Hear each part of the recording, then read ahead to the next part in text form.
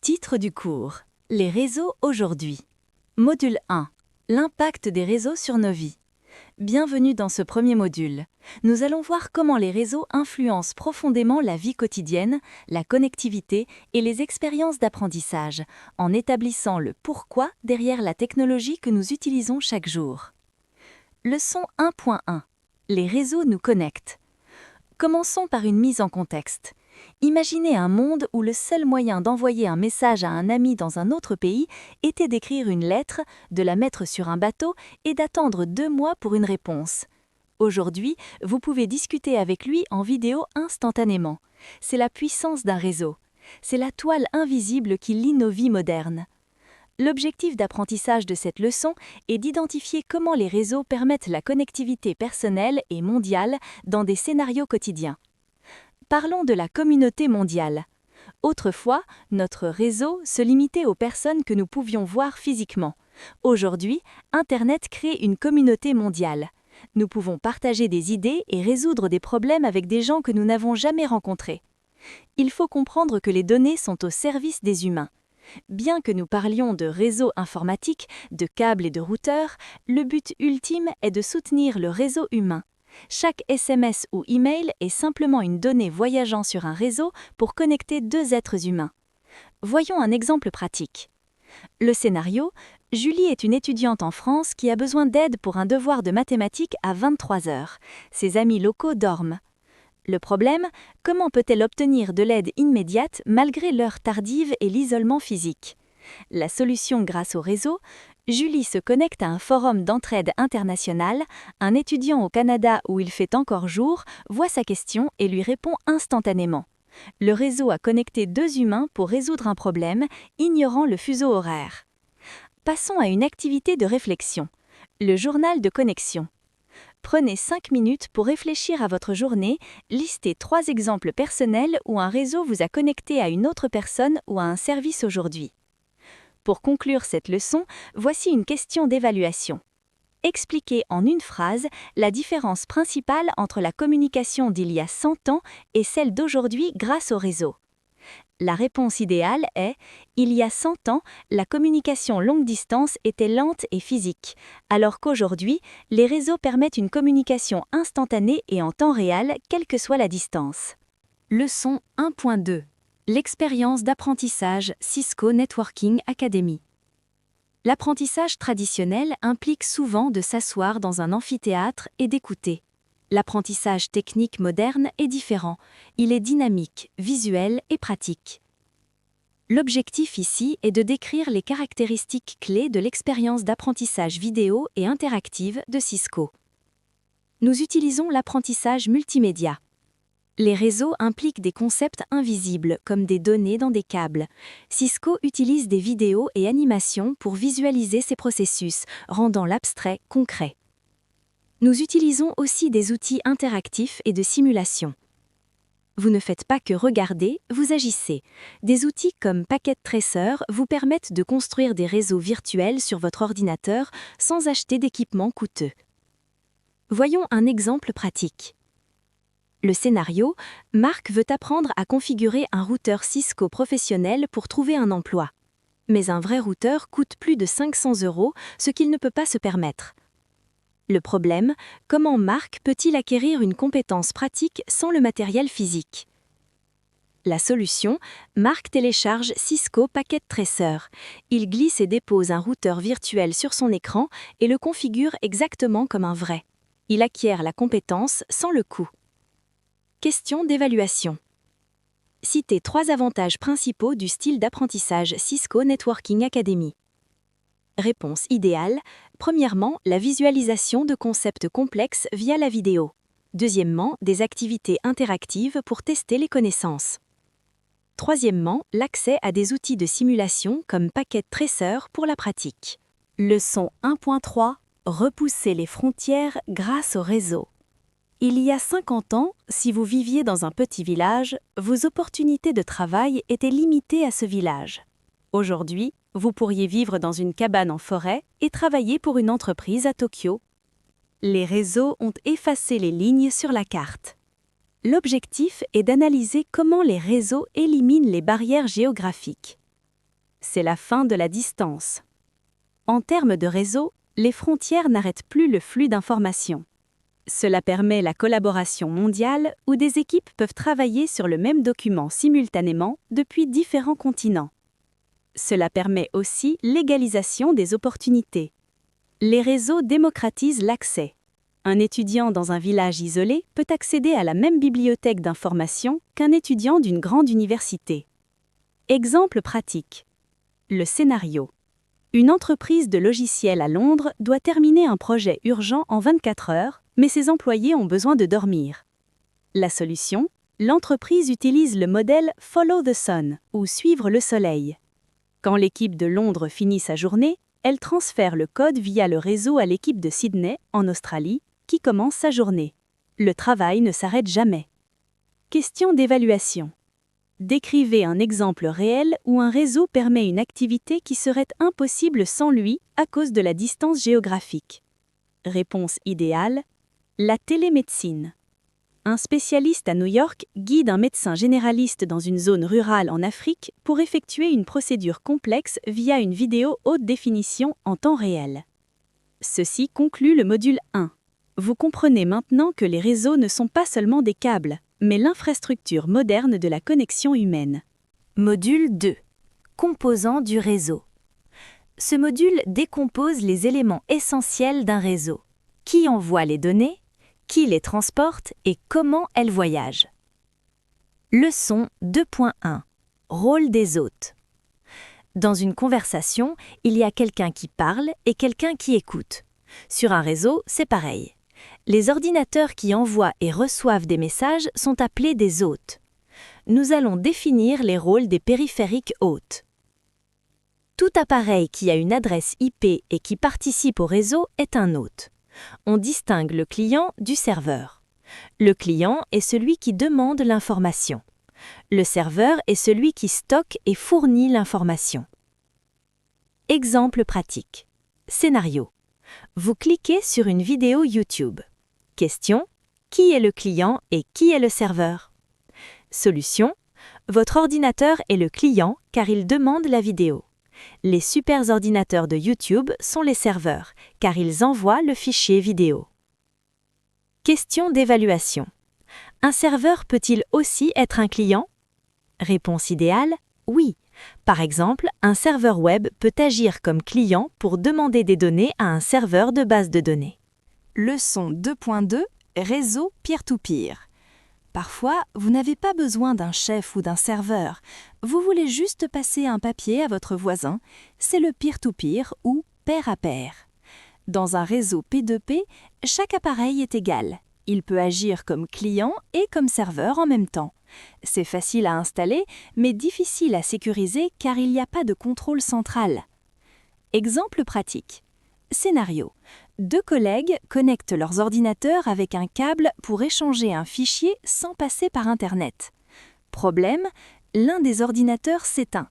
L'autre peut-il encore accéder au fichier? Solution, non.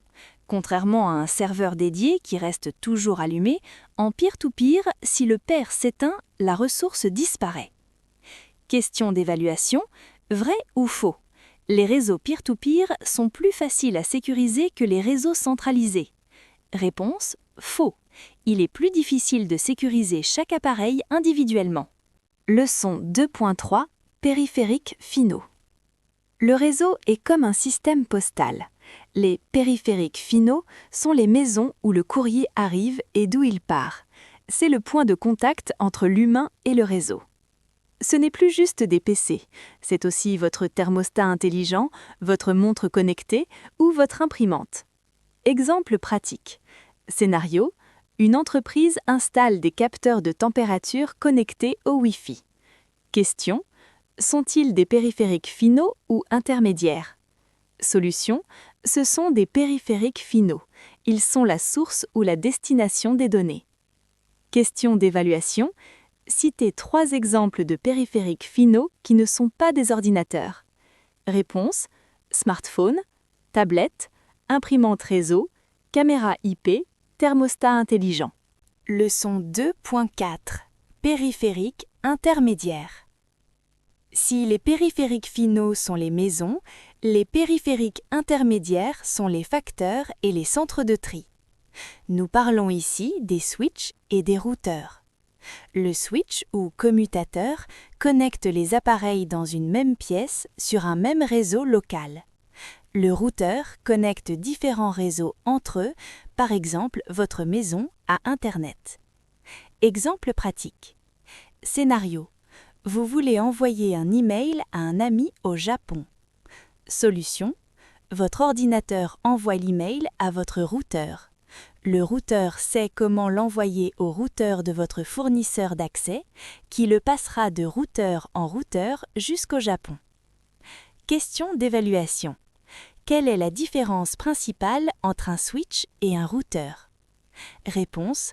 Un switch connecte des appareils dans un même réseau local, tandis qu'un routeur connecte différents réseaux entre eux. Leçon 2.5 Support réseau. Pour que le message voyage, il lui faut une route. Cette route peut être un fil de cuivre, un fil de verre ou l'air libre. Le cuivre utilise l'électricité. C'est bon marché, mais limité en distance. La fibre optique utilise la lumière. C'est très rapide et fait pour les longues distances. Le sans-fil ou Wi-Fi utilise les ondes radio. C'est pratique, mais sensible aux obstacles. Exemple pratique. Scénario. Vous devez connecter 2 bâtiments séparés par 2 km. Solution. Vous choisissez la fibre optique car le cuivre ne transporte pas les données efficacement sur cette distance. Question d'évaluation. Quel est le principal ennemi des communications sans fil? Réponse. Les interférences physiques comme les murs en béton ou électromagnétiques comme les micro-ondes. Module 3. Topologie et représentation. Ce module vous apprend à lire les cartes routières des réseaux. Leçon 3.1. Représentation réseau. Les ingénieurs réseau utilisent des diagrammes. Il faut savoir lire les icônes. Un cercle avec un X est un routeur. Un carré avec des flashs est un switch et un nuage représente Internet. Exemple pratique. Scénario. Sur un plan, une ligne rouge reliant un PC à un switch est barrée. Solution. Cela signifie que la connexion est coupée ou qu'il y a un problème de câble. Question. Que représente le symbole du nuage? Réponse. Internet ou un réseau externe complexe. Leçon 3.2. Diagramme de topologie. La topologie est la forme du réseau. La topologie physique montre où sont classés les câbles et les machines dans le bâtiment. La topologie logique montre comment les données circulent virtuellement. La topologie la plus courante est l'étoile, où tout le monde est connecté à un point central. Exemple pratique. Scénario. Dans une topologie en bus où tous sont sur le même câble, le câble principal est coupé. Conséquence, tout le réseau tombe en panne. Solution, c'est pourquoi on préfère la topologie en étoile. Si un câble casse, seul un ordinateur est affecté. Module 4. Type de réseau courant. Nous allons classer les réseaux par taille et usage. Leçons 4.1 et 4.2. LAN et WAN. Le LAN, ou Local Area Network, est un réseau local, comme votre maison ou un bureau. C'est rapide et vous possédez les équipements. Le WAN, ou Wide Area Network, est un réseau étendu comme Internet. Vous louez la connexion à un fournisseur d'accès. Exemple pratique. Scénario. Une entreprise a un bureau à Paris et un autre à Lyon. Solution. Le réseau à l'intérieur du bureau de Paris est un LAN. La connexion entre Paris et Lyon est un WAN. Question. Qui répare un câble coupé dans un WAN? Réponse. Le fournisseur d'accès Internet, pas vous. Leçons 4.3 et 4.4. Internet, intranet et extranet. Internet est public et accessible à tous. L'intranet est privé, réservé aux employés d'une entreprise. L'extranet est privé, mais ouvert à certains partenaires externes. Exemple pratique. Scénario. Chez BioFood, vous consultez votre bulletin de paie et votre fournisseur vérifie les stocks à livrer. Solution. Votre bulletin de paie est sur l'intranet. Le fournisseur est sur l'extranet. Module 5. Connexion Internet. Comment relier votre maison ou votre bureau au monde? Leçon 5.1 à 5.3. Technologie d'accès. À la maison, on utilise souvent une connexion partagée, fibre ou câble. Le débit peut varier. En entreprise, on paie pour des lignes dédiées où le débit est garanti. Exemple pratique. Scénario. À 19h, votre Internet maison ralentit car tout le quartier regarde Netflix. Solution, c'est une connexion partagée. Une ligne dédiée d'entreprise éviterait ce problème. Leçon 5.4. Réseau convergent. Avant, il y avait un réseau pour le téléphone et un pour les ordinateurs. Aujourd'hui, c'est la convergence. Tout passe par le même câble, la voix, la vidéo et les données. Module 6. Réseau fiable. Voyons l'architecture qui empêche le réseau de planter. Leçon 6.1 à 6.3. Tolérance aux pannes et scalabilité. La tolérance aux pannes ou redondance, c'est avoir une route secours. Si un routeur casse, un autre prend le relais. La scalabilité, c'est pouvoir ajouter de nouveaux utilisateurs sans que le réseau ralentisse. Exemple pratique. Scénario, un câble sous-marin est coupé par un requin. Question, pourquoi Internet fonctionne-t-il encore? Solution, grâce à la redondance, le trafic est redirigé vers d'autres câbles. Leçon 6.4. Qualité de service, QoS. Sur une autoroute, l'ambulance passe avant les voitures. Sur un réseau, c'est la QoS ou qualité de service. Elle priorise le trafic important, comme la voix et la vidéo, qui ne supportent pas les retards. Exemple pratique. Scénario, vous téléchargez un fichier et faites une visioconférence. Sans QoS, la vidéo saccade. Solution, le routeur utilise la QoS pour faire passer les paquets vidéo avant les paquets téléchargement. Module 7. Tendance réseau. Voici ce qui change notre façon de vivre. Nous avons le BYOD, Bring Your Own Device, qui consiste à utiliser son téléphone personnel pour travailler. Nous avons le Cloud Computing, qui consiste à louer des serveurs sur Internet au lieu de les acheter. Nous avons la maison intelligente, où les objets connectés communiquent entre eux. Exemple pratique. Scénario. Une petite entreprise ne veut pas acheter de serveur pour ses emails. Solution. Elle utilise le cloud, comme Gmail ou Office 365. Question. Quel est un risque du BYOD?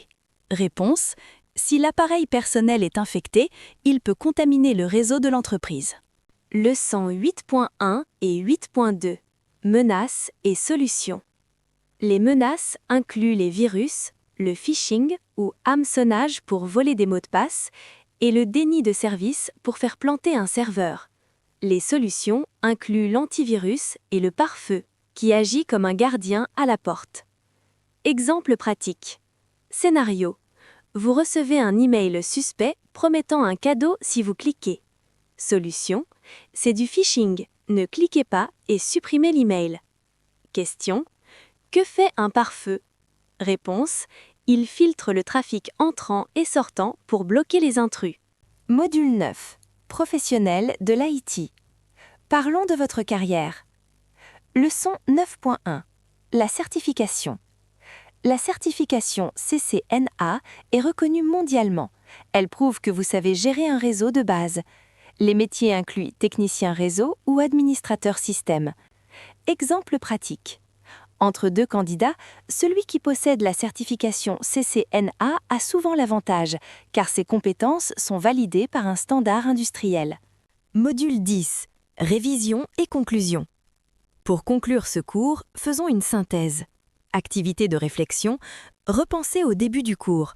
Vous ne voyez plus Internet comme de la magie, mais comme des paquets de données voyageant à travers des routeurs, via de la fibre ou des ondes, sécurisés par des pare-feux. Quiz final de simulation. Question 1. Quel appareil connecte différents réseaux entre eux? Réponse. Le routeur. Question 2. Quelle technologie permet de prioriser la voix sur les données?